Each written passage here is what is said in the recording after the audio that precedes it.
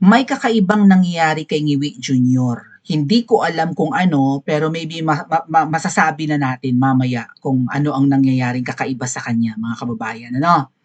Kasi ngayong araw ay pinirmahan yung budget ng 2026. Okay?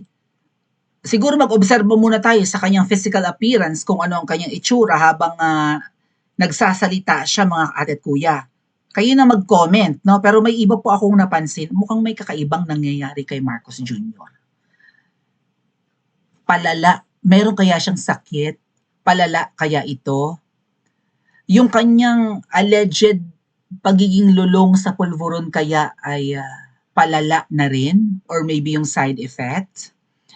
Napaparanoid na rin ba ito at nagpapanik?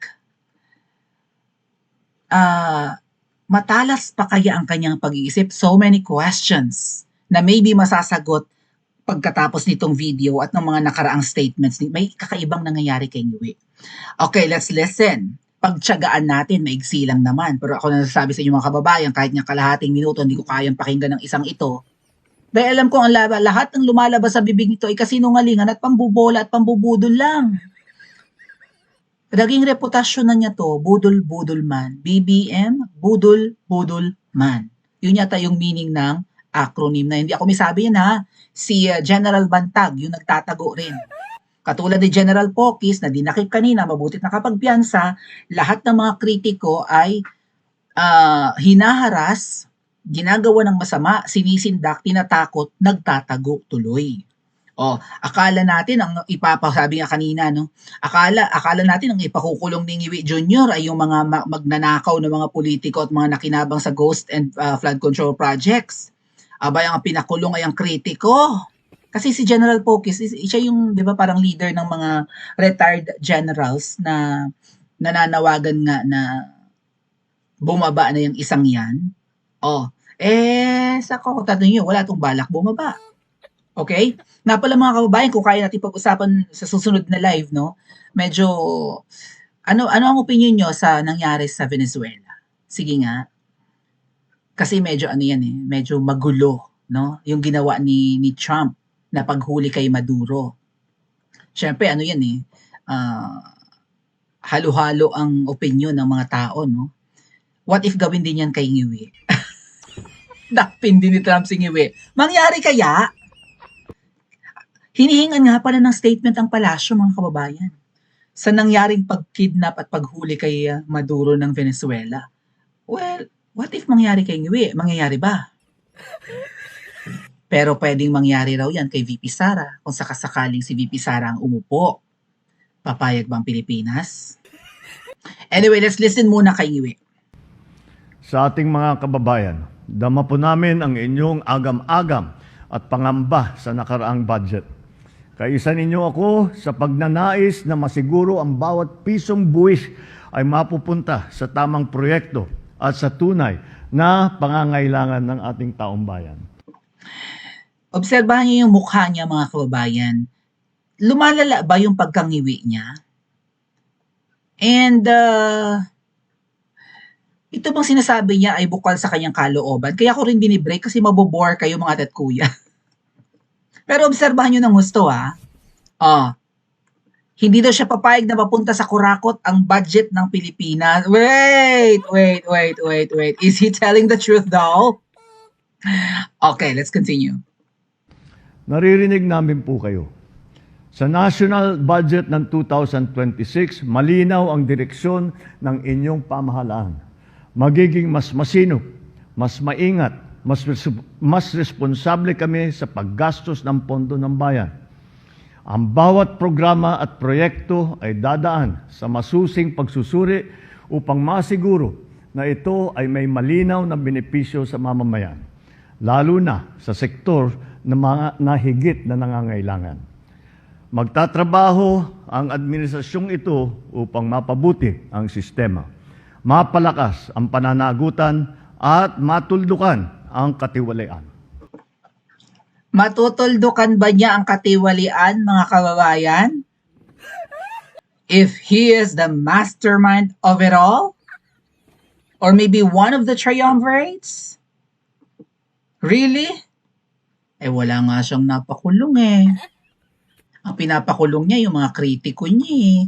Akala ko ba mapupuno ng mga huhulihin nilang mga magnanakaw at kurakot ang kulungang inihanda bago sabi niya magki-Christmas daw sa kulungan, mapupuno daw ang kulungan. Natapos na ang Christmas, wala naman yatang naikulong doong kurakot. Tingnan niyo ng gusto ang mukha niya ha. Sa lahat ng adhikaing ito, dalangin ko na maging katuwang namin ang bawat mamamayang Pilipino. Ang pagbabantay, ang pagtatanong, ang pag-uulat, at ang pakikilahok sa mahahalagang bahagi ng isang gumaganang demokrasya. Kasama ninyo kami sa layunin tiyakin na ang budget ng bayan ay para sa bayan. Hindi tayo napapayag na mapunta sa kurakot ang salaping pinaghirapan ng bawat Pilipino.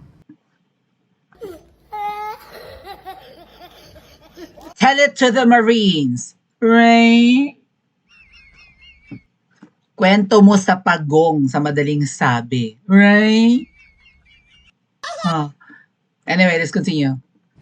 Sa pagharap ngayon natin sa bagong taon, nawa ang apoy na nag-aalab sa ating mga puso. Nag-aalab. Prolonged. Nag-aalab. Nag-aalab. Alab, hindi alab. Alab ng puso. Oh, di ba ganun yun? Nag-aalab.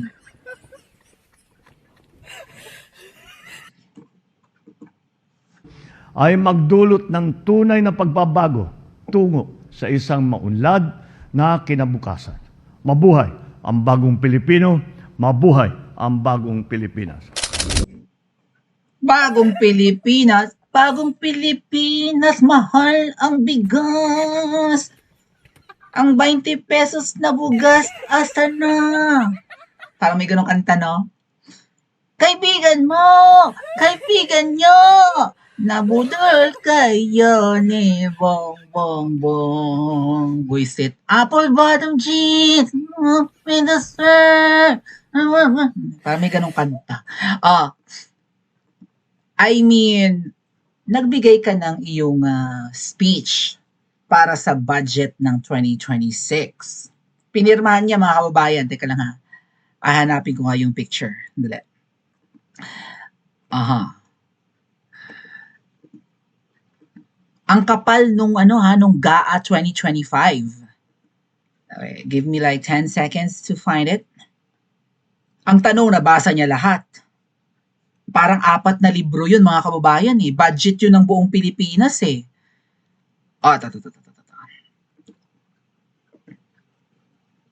And then nag-speech ang lolo nyo. There. Meron siyang hawak na nakabukas. Alright? And then, meron pang nakapatong sa table na 4 pa. So, parang 5 libro, mga ate at kuya. Yan yung 6.7 trillion budget ng 2026. Diyan nakalagay kung paano gagamitin at wawaldasin ng mga yawa. Happy-happy, ngiting-ngiti. Ay, my God. Sino kasama dyan? Si Gatchalian? Sino ba to? Si Ralph Recto? Si Tito Soto? Si Boji D? Si Sandro Marcos? And Suwan Singh ba yung babae dun sa dulo? Proud na proud. Gusto mo kaming maniwala na nabasa at naintindihan mo yan, hindi mo nga natapos ang kolehiyo mo. Again, mga kababayan, itong GAA, itong General Appropriations Act ng 2026, ay dapat pirmahan niya ng 2025, December. Ay January na niya pinirmahan. Tapos nag-speech ang lolo nyo, at umasa na lang sa script, nagkakanda-utal-utal pa, napansin nyo? Nagkakanda-utal-utal siya. May binabasa na nga, nauutal ka pa. Tabing-tabingi na ang nguso, and then tuyot na tuyot pa. Ang taas pa ng grado ng salamin. Sa palagay ko, kung may konsyensya pa itong natitira, sinimulan niya yung speech niya na ano, 'di ba, na nauunawaan namin na yung nakaraang budget ay parang teka, kumurap daw ang mata niya dun sa part na yun, eh. Tignan natin yung simula. Nga, Sa ating mga kababayan, dama po namin ang inyong agam-agam at pangamba sa nakaraang budget. pumikit nga naman siya ng konti. Dama raw nila may pakiramdam ka pa? Eh, yung nga nga, kung totoo yung sinabi ni Mr. Tubig na, hindi, may ano pala, may audio. Right? Wala silang statement doon, deadma sila para huwag mabalita. 'Di ba? May audio. I think I can take it. No, honey, do it for me. You love this, right? Oh, kinaya mo nga yun eh. 'Di ba? So, singiwi, parang ano, in a way, nahihiya siya na ang budget ng 2025 ay aminado siyang nanakaw. Pinagpiyastahan ng mga buhaya at imposibleng wala siyang cut doon. Eh, sabi nga meron siyang 100 billion. Dama po namin ang inyong agam-agam. Ang ganun-ganun kuning-kuning. Really? May pakiramdam ka pa? Hindi ka nga raw, hindi ka nga raw nasaktan doon sa ano ni Mr. Tubig eh. Sabi ko, what is he talking about na, nagtataka nga ako ba't niya sinabi na it's too big, eh naka-4 na rounds na nga kami. What the heck? 4 na tusok na, ay di bulwagang pambalitaan na yun, umi-echo na yun. Hello, hello, hello, hello. Baka kakasya na yung kamao doon. Oh, wala kang pakiramdam. Nahuli kang nagsispeech nung nakaraan, dumudugo yung gums mo pasintabi sa kumakain. Wala na siyang pakiramdam, hindi na niya nararamdaman. Numb na. Okay, numb. Manhid na. Hindi lang physically manhid, no? Emotionally and spiritually manhid. So, hindi bukal sa loob mo ang sinasabi mo. Nag-speech ka pa. No? Drama, puro lip service, puro ano, ek. Parang ganon. Dahil kung bukal sa loob mo, 'di ba? Hindi mo kailangang mangako eh. Gawin mo na lang. Or maybe kung magsasalita ka, wala ng script. Kausapin mo ang taong bayan.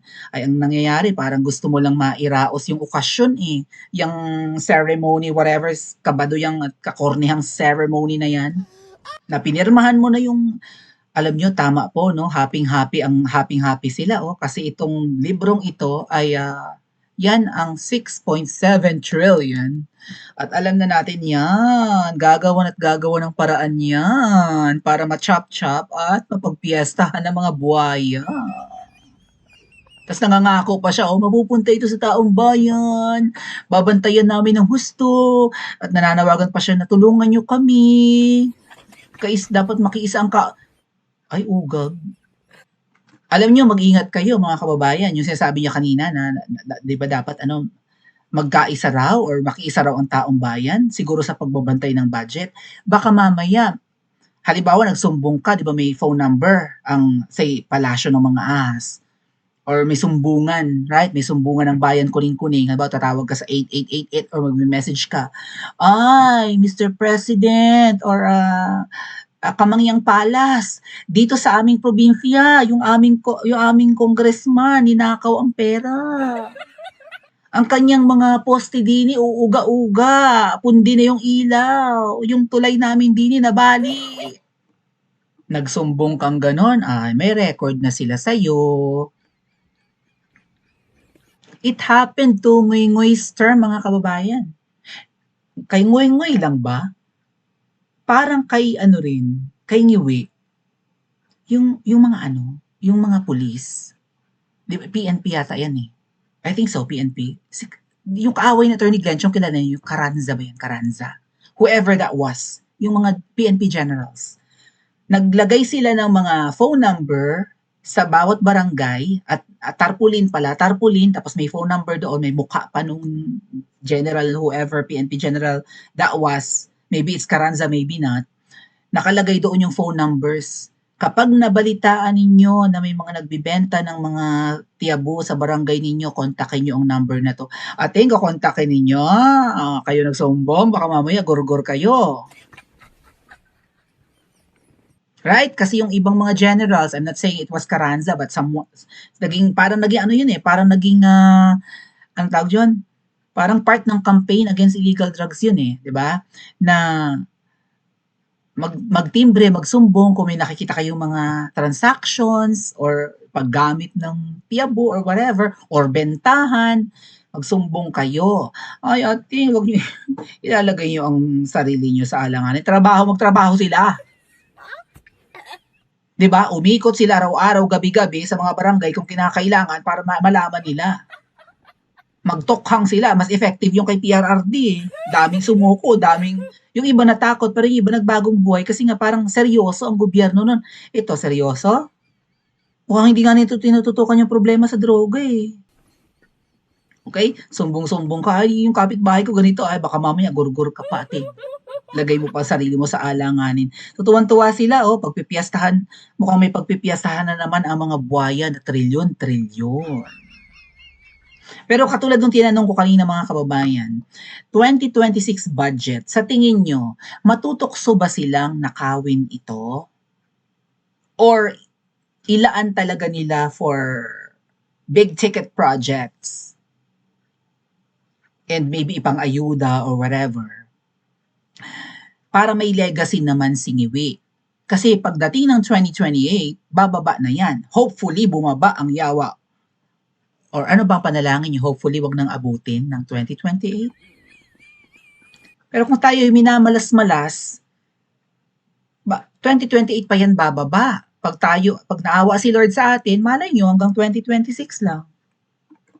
Right? Malay nyo. Kung mabait si Lord, kung nakikita nyo yung paghihirap ng mga Pilipino sa ginagawa ng mga to, malay nyo, di ba? Pero kung sakasakaling abutin to ng 2028, ito kayang budget ng 2026 ay iiwasan na nilang mapunta sa corruption para may legacy naman. Pag 2027 kasi mga kababayan, yan na yung filing of candidacy, no? 2027 kasi 2028 ang elections. Another year para makapag-iwan si Ngiwi ng pamana, ng legasiya, na ito ako nagpagawa, ito ako ang nagsimula, ganyan, o ito, bumaba ang bilihin, kung ano-ano pa man, nagbigay kami ng ayuda para makaraos, kung ano pa, dumami ang ospital, dumami ang classrooms, nga pala yung classroom sabi, kaya raw kapos sa classrooms ang Pilipinas, kasi mahirap mangupit. Kapag nagpagawa ng classrooms, hindi mo naman pwedeng ipagawa yan ng marupok, delikado mga bata, malilintikan sila. Ang pinakamadali daw talagang makapangurakot ay flood control projects. Kasi isipin nyo mga kababayan, kung hindi naman bahain ng lugar ninyo, di ba? O hindi naman masyadong tinatamaan ng bagyo, hindi malalaman kung maayos ang inyong flood control. Right? Malalaman lang yan pagka talagang tinamaan kayo ng matinding bagyo. Pero hanggat maganda at tirik ang araw, hindi nyo alam na marupok yung ginawang project. Wala mang baha Kaya yan daw talaga yan. Gigil na gigil ang mga politiko na makapagnakaw. What do you think? Matitiis kaya ng mga magnanakaw na pigilin ang kanilang sarili na nakawin itong 2026 budget? Kung wala namang pinaparusahan Tuloy pa rin ba? Business as usual pa rin ba? BAU?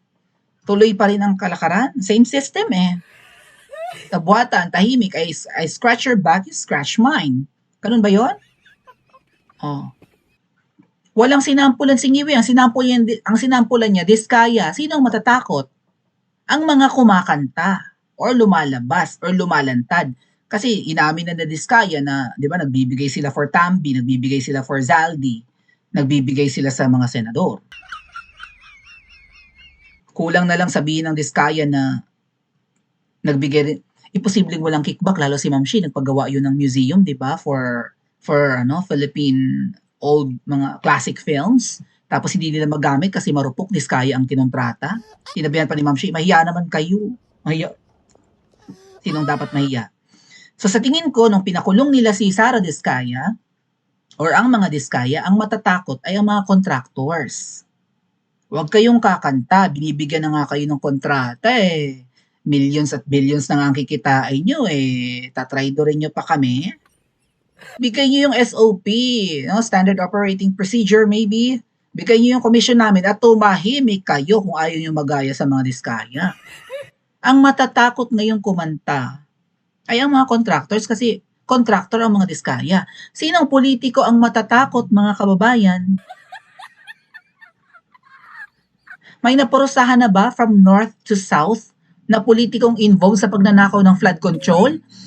Ang tinarget nila, mga kababayan, na politiko na gusto nilang palabasin na guilty of corruption sa flood control ay ang mga Duterte. Tandaan nyo, bumaha ang Maynila, even ang Cebu bumaha. Okay, 2025, lalo na ang Kamaynilaan bumaha. Saan sila nag-imbestiga, yung ICI? Sa Davao City. Kasama pa si Magalong. Tandaan nyo, ang baha nasa Maynila, sa Davao nag-imbestiga. Para lang masabi siguro mayroon silang gustong ipakulong kaso mo, ay hindi naman, di ba, wais din naman ng mga Dutertes. Anyway, talagang hindi lang siguro wais, no? Malinis ang pamumuno, di ba, at paglilingkod ng mga Duterte, wala silang mahanap na anomalya doon. Kita nila matibay, maganda ang flood control ng Davao City or Davao Region. Wala silang nakalkal. Wala pa silang napapakulong, mga kababayan. Kung nagkataon na ang mga Duterte talagang di ba, nangungurakot, sila ang unang nakakulong ngayon. Wala. Tama si VP Sara, hindi nila na-impeach. Pinagbibintangan nila nagnakaw ng confidential funds. Wala. Walang ninakaw. Sa palagay ko, mga kababayan, itong budget ng 2026, gagamitin to for another impeachment of VP Sara. Okay? Kumbaga ay pinagbigyan ang mga kongresista na magkaroon ng malalaking budget ang kanilang balwarte. Alam na natin yan. Para-paraan ng mga yan ng pangungurakot, no? Kickback. Minsan yung kanilang bibigyan pa ng contract ay kamag-anak nila or right, negosyo rin naman nila. Ngiting-ngiti, yung iba ngiting-ngiti, happy-happy. Maraming paraan para mangulimbat at lalong pinalaki ang budget. Pinalaki ang budget, pero mukhang mapupunta na naman sa nakawa. Yung 2025, mas malaki sa 2024 at mas malaki sa 2023. Saan napunta? Sa bulsa. Baka nga dinala na abroad eh. Di ba? Nagsipagbilihan na nga raw ng mga properties kasi nga limpak-limpak na ang nananakaw. Tapos sasabihin, hindi bukal sa loob niya, no? Dapat yung speech niya, sasabihin niya doon. Hindi mo kailangan ng script. Kumanda kayo Pinirmahan ko ang budget na ito. 5 libro ito, 5 patong pagkakapal-kapal. Ang kapal ng ginawa ninyong budget. Diba? Sa trilyon eh. Saan gagastusin yung trilyon? Ay di ganyan kakapal. Binasa ko itong lahat. Pinirmahan ko. Ibig sabihin, agree ako. Okay? Nakita ko na walang anomalya, walang blanco. Ito ang budget. Ayusin nyo. Iisa-isahin ko ito kung talagang nagamit dito. Dahil kapag hindi, kulong kayong mga buwaya kayo. Hindi mo kailangan ng script, mga kababayan. 'Di ba? Kahit ordinaryong tao ka, pero kung ikaw ay leader, tapos ang nasasakupan mo mga magnanakaw, mga kurakot, hindi mo kailangan ng script. Magsalita ka na lang. Kaso mo, nagkakanda utal-utal pa, nagkakanda ngiwi-ngiwi pa. Alam niya, he knows for a fact, na bad record na siya sa Pilipinas. At nakakahiya yung 2025 budget. Wala nga siyang naparusahan. Ngayon, here's another budget. Palagay niyo, mga kababayan, may kaba rin ba si Ngiwi na nararamdaman na itong budget na ito ay for sure na nakawin pa rin kahit na hindi naman siya nagbigay ng warning eh. Business as usual na naman ang nakawan. Ipapahawak mo sa may power of the purse ang budget. Ang maghahawak ng budget na ito ay ang lower house or ang mga buhaya. Asa ka pa. Para kang nag-iwan ng karne ng manok sa, di ba? Sa mga buhaya at sinabi mo, pipirin nyo yan ha, mahirap ang buhay, kainin nyo lang. Kainin nyo sa schedule, mamayang tanghali nyo kainin, or mamayang gabi, asa ka pa? Asa kang hindi nila lalapain yan? O hindi sila mag-aagawan? Good luck. Eto pa mga kababayan na nakakaloka, na sabi ko may kakaiba talaga kay Ngiwi eh. Oh, kaya sinuplak ni ano eh, ni Rowena Guanzon. Ipagdasal niyo ko sapagkat kapag ang Pangulo ay nagtagumpay, ang buong bansa ay nagtatagumpay.